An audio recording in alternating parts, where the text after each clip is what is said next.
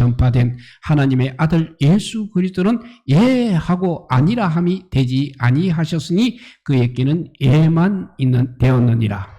하나님의 약속은 얼마든지 그리스도 안에서 예가 되니 그런즉 그로 말미암아 우리가 아멘하여 하나님께 영광을 돌리게 되느니라. 우리를 너희와 함께 그리스도 안에서 굳건하게 하시고 우리에게 기름을 부으신 이는 하나님이시니 그가 또한 우리에게 인치시고 보증으로 우리 마음에 성령을 주셨느니라. 아멘. 예.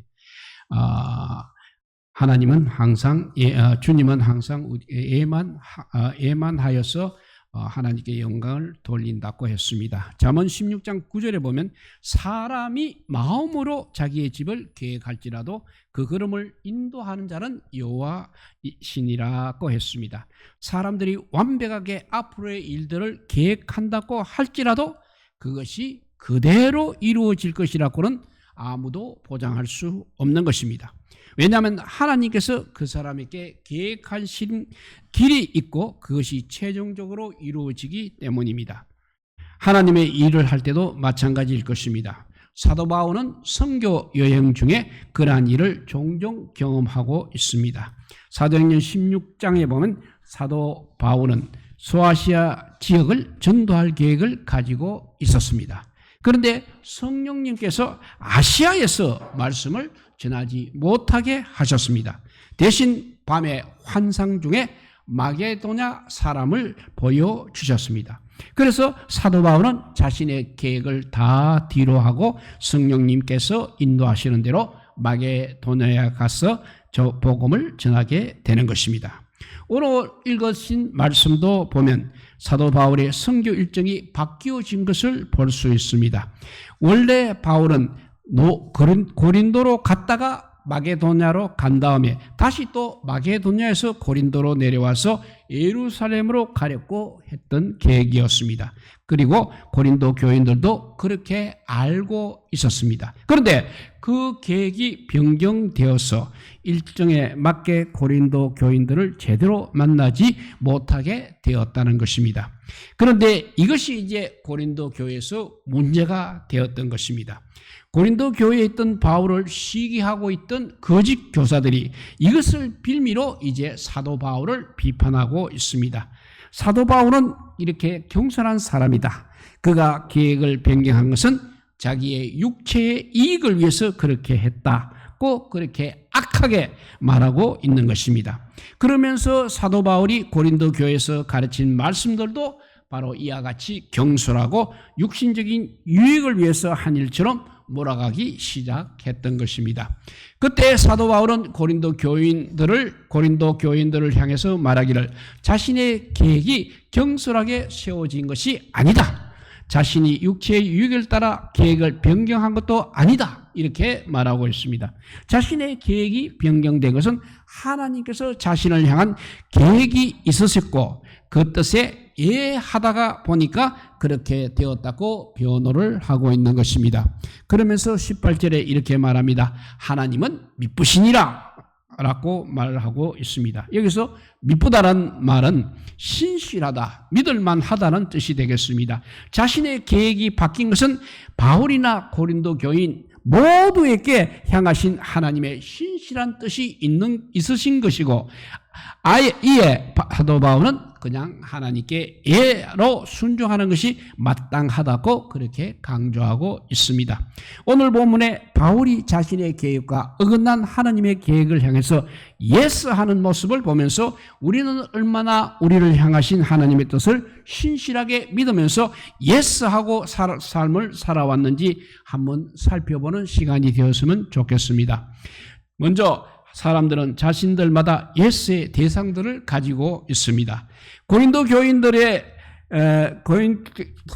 교인들에게 있어서 교인들이 사도 바울을 향해서 바울은 육체를 따라 계획하였다고 비방했습니다. 사실 어떤 사람은 육체의 소욕에 대해서 예스 하면서 살아가기도 하는 것입니다.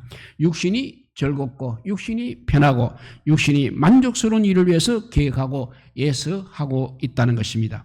하지만 갈라디아서 6장 8절에 보면 자기의 육체를 위하여 심는 자는 육체로부터 썩어질 것을 거둔다고 하였습니다. 우리가 아무리 우리의 육체를 아름답고 건강하고 그리고 즐겁게 해주었다고 하더라도 우리 육체라는 것은 결국 썩어 없어질 것입니다. 그러니 육체의 욕에 애써하면서 살아가고 있다면 그것처럼 허무한 인생은 없는 것입니다. 어떤 사람은 자신이 좋아하고 사랑하는 사람에게 예서하면서 살아가고 있습니다. 그래서 어떤 목사님은 특별히 오늘날 젊은 세대에 대해서 말씀하시기를 청소년은 좋은 말 듣는 것이 아니라 좋아하는 사람의 말을 듣고 있다고 그렇게 말했습니다. 그런데 좋아하는 사람의 말에 예스하는 것은 모든 사람들의 공통된 성향일 것입니다. 또 반대로 어떤 사람들은 상대방이 싫어도 노하게 되면 자신에게 손해가 오고 힘들어지게 될 것 같으니 어쩔 수 없이 예스라고 그렇게 말하기도 하는 것입니다. 직장의 상사나 권력이 있는 사람들, 무력으로 폭력을 사용하는 사람들에게는 마음에는 원하고 있지는 않지만 그들의 요구에 예라고 그렇게 할 수 없이 응답하기도 하는 것입니다. 어느 교회에서 한 강사를 모시고 부부 세미나를 열었습니다. 강연을 하시는 강사가 남편들을 향해서 이렇게 말합니다. 이 교회에는 공처가들이 많다고 들었습니다. 혹시 여기 계신 남편분들 중에서 자신이 아내의 말을 잘 듣는다고 생각하시는 분들은 오른쪽으로 앉아주시고 반대로 나는 아내의 말을 잘 듣지 않는다고 생각하신다면 왼편 쪽에 앉아주세요 라고 했습니다. 그랬더니 그곳에 모였던 남편들 모두가 아내의 말을 잘 듣는다는 오른쪽으로 다 몰려갔습니다. 그리고 왼쪽에는 겨우 한 명만 앉아 있었습니다. 그 강사가 호기심을 가지고 그 남자에게 물어봅니다. 당신은 왜 아내의 말을 들으려고 하지 않으십니까? 라고 질문했더니 그 남편이 말하기를 강사님 제가 왜 아내의 말을 듣지 않겠습니까? 저는 아내의 말에 노를 해본 적이 없는 사람입니다 하니까 그러면 오른쪽으로 가서 앉으셔야지 왜 그쪽에 앉으셨습니까? 라고 강사가 재차 물었자 그 남편은 이렇게 대답을 합니다. 제 아내가 오늘 아침에 사람 많은 곳에는 절대 가지 말라고 했습니다 라고 하였다고 합니다. 오늘 본문에 보면 사도 바울에게 있어서 유일하고 절대적인 예스의 대상이 있었다는 것입니다. 그것은 바로 미쁘신 하나님이 예스의 대상인 것입니다. 사도 바울이 하나님의 말씀에 대해서 절대적으로 예하며 살아갈 수 있었던 것은 하나님의 미쁘심을 믿고 확신했기 때문입니다. 설령 하나님의 인도하심이 자신의 계획과 다를 때에도 자신의 계획과 방법보다 더 우선하고 또 선하심을 믿기에 하나님의 계획에는 항상 예할 수 있었던 것입니다. 그래서 18절에 말하기를 우리가 너희에게 한 말은 예하고 아니라 함이 없노라고 고린도 교인에게 말하고 있는 것입니다. 사도 바울이 고린도 교회에 간 것도 하나님의 말씀에 예로 순종한 일입니다. 그곳에 전한 말씀도 바울의 그냥 인간적인 말씀이 아니라 하나님께서 전하라고 하시는 말씀에 예해서 하나님의 말씀을 전하고 있었다는 것입니다. 그러니 사도 바울이 고린도 교회에서 한 모든 일들은 바로 하나님 말씀에 예함으로 이루어진 사명이라고 하는 것입니다. 그렇기 때문에 설령 고린도 교인들에게 오해를 사고 어려움을 당한다 할지라도 하나님 말씀에 예하라고 순종하는 것을 사도 바울은 지극히 마땅하게 여겼다는 것입니다. 갈라디아서 1장 10절 말씀입니다. 이제 내가 사람들에게 좋게 하랴 하나님께 좋게 하랴 사람들에게 기쁨을 구하랴 내가 지금까지 사람의 기쁨을 구하는 것이었다면 그리스도의 종이 아니라고 했습니다. 사도 바울과 같이 자신을 그리스도의 종으로 여긴다면 사람이 아니라 마땅히 하나님을 기쁘시게 해드리기 위해서 하나님께 예스하는 삶을 살아가는 것이 마땅한 줄로 믿습니다. 내가 사람을 기쁘게 하려다가 하나님께 노를 한다면 그것은 그리스도의 종의 모습이 아니라는 것입니다. 우리들도 사도 바울과 같이 그리스도의 종으로 택함을 받은 자들입니다. 그렇기 때문에 주님을 기쁘시게 해드릴 뿐만 아니라 하나님의 말씀은 예와 아니오의 관계가 아니라 무조건 예로 응답할 수 있는 믿음으로 설 수 있기를 간절히 축복합니다. 그래서 먼저 사람마다 예스의 대상들을 가지고 있다고 했습니다. 두 번째는 그러면서도 사도 바울은 자신의 모범으로서 예수 그리스도의 모습을 말하고 있는 것입니다. 19절에 보니까 하나님의 아들 예수 그리스도는 예하고 아니라 함이 되지 아니하셨으니 그에게는 예만 되었느니라고 말씀했습니다. 그러니 예수님은 하나님의 말씀이라면 무조건 예스하는 예수맨의 삶을 사셨다는 것입니다. 요한복음 6장 38절에서 39절에서 6장 38절과 39절에서 예수님은 이렇게 말씀하십니다. 내가 하늘로서 내려온 것은 내 뜻을 행하려 함이 아니오 나를 보내신 이의 뜻을 행하려 함이니라고 하셨습니다. 그렇다면 하나님께서 예수님을 통해서 이루시고자 했던 뜻이 무엇이겠습니까? 그것이 20절에 나옵니다. 하나님의 약속은 예수 그리스도 안에서 얼마든지 예가 되었다고 했습니다. 하나님께서는 예수님을 통해서 하나님의 약속을 이루시고자 하셨습니다. 특별히 예수님 전에 하나님께서 사람들과 하신 약속이 바로 구약의 말씀입니다. 구약은 하나님과 사람이 맺은 옛 언약을 말하고 있습니다. 그것은 구원의 약속이었고 이것이 예수 그리스도를 통해서 이제는 성취가 되었습니다. 만약 예수님께서 하나님 말씀에 예하지 않고 하나라도 아니오라고 하였다면 하나님의 약속은 예수님을 통해서 결코 성취되지 못했을 것입니다. 그런데 예수님께서는 하나님의 모든 말씀에 예만 되었습니다. 그렇기에 하나님의 모든 구원의 약속은 이제 예수님의 예수님을 통해서 이루어진 줄로 믿으시기 바랍니다. 사도 바울도 이러한 믿음의 고백으로 살았던 사람이었습니다.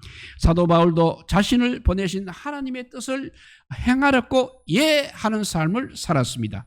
이것 또한 이 세상에 우리를 보내신 하나님을 향한 우리의 삶의 자세여야 한다는 것입니다. 우리가 이 땅에 온 것은 우리 스스로 온 것이 아닙니다. 하나님께서 보내주셨습니다. 또 우리를 통해서 하나님의 뜻을 이루고자 원함인 줄로 믿으시기 바랍니다. 그렇기 때문에 우리도 하나님의 말씀에 항상 예하는 것이 마땅한 줄로 믿습니다. 이렇게 먼저 사람들은 자신들마다 예스의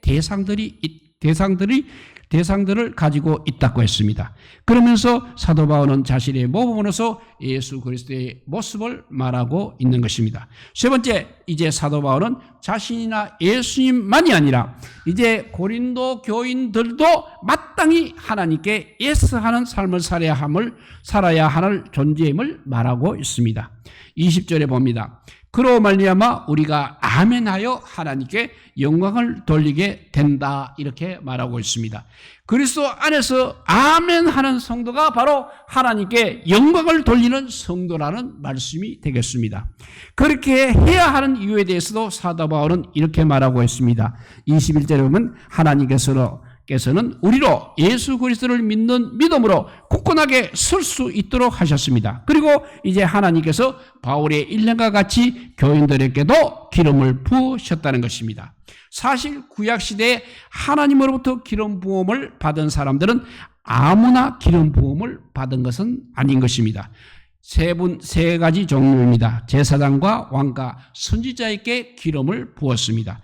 그들은 하나님께 소명을 받아서 하나님의 말씀에 예하는 사람들로 성별하기 위해서 이렇게 기름을 부은 것입니다.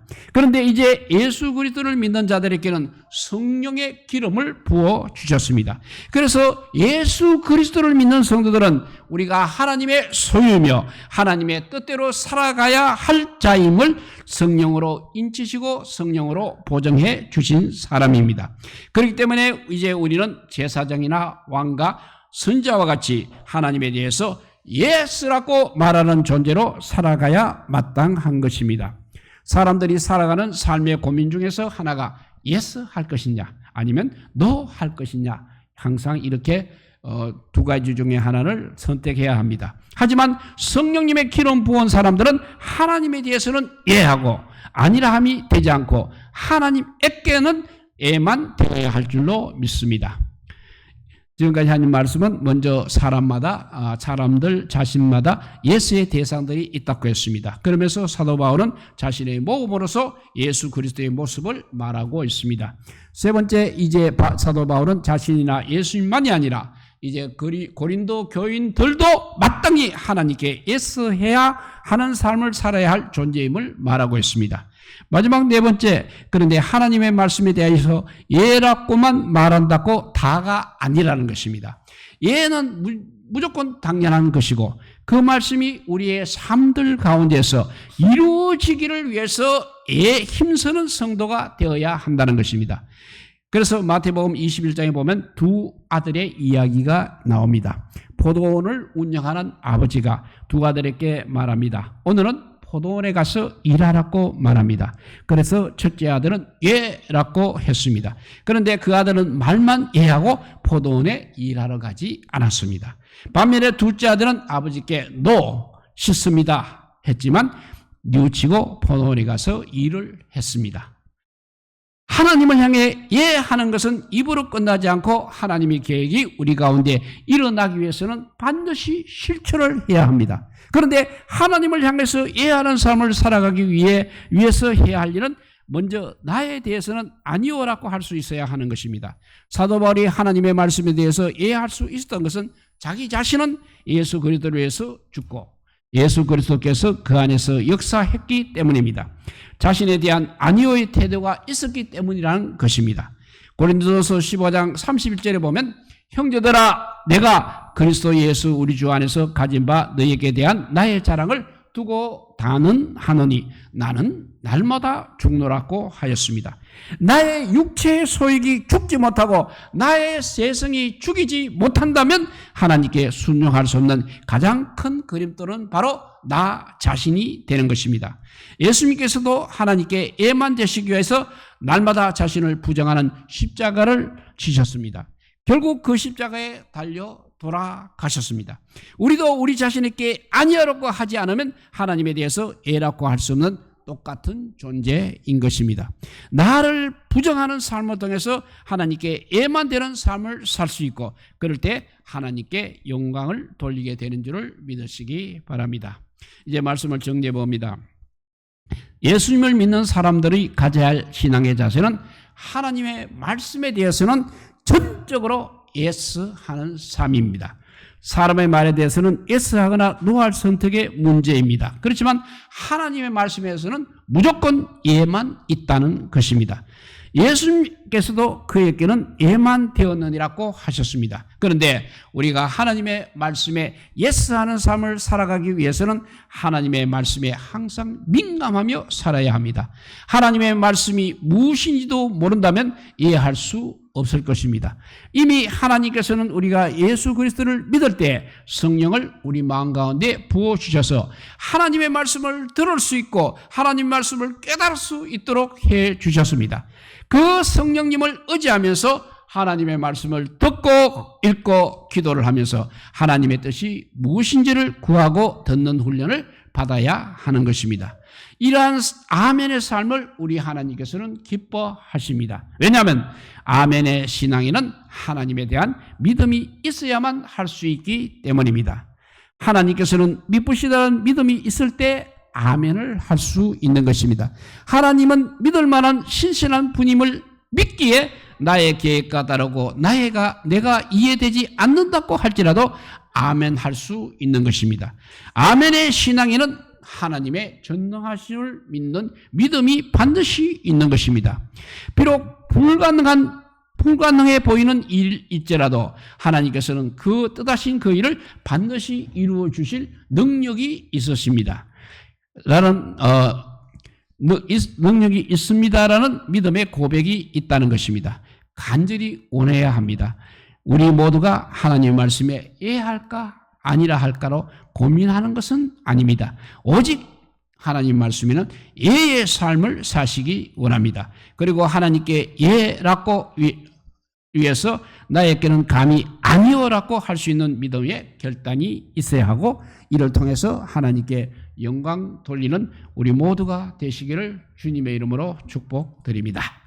기도하겠습니다. 사랑의 하나님, 감사합니다. 주님께서 우리에게 주신 말씀은 모두 하는 것이라고 우리에게 가르쳐 주셨습니다. 그럼에도 불구하고 많은 사람들이 세상과 타협하기 위해서 자꾸 뒤로 물러서고 있고 아버지와 변질하고 있습니다. 주님이 이 어려운 때에도 우리가 주의 말씀에 순종하며 끝까지 주님의 말씀대로 순종하여 사는 믿음의 사람이 되게 하여 주시옵소서.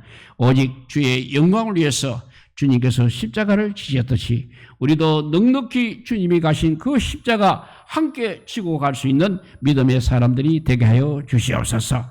특별히 아버지여, 이 마지막 때 사탄이 극성을 부리고 있는 이때 우리가 감히 아버지여 너라고 할 수 없는 아버지여 엄청난 시련을 겪더라도 우리는 주님의 말씀에 예스할 수 있는 믿음의 사람으로 점점 성장하시게 우리를 인도하여 주시기를 간절히 빌고 원하오며, 이 모든 말씀 아무 공로 없으나 우리 구주 예수 그리스도 이름으로 기도드리옵나이다. 아멘. 찬송가 540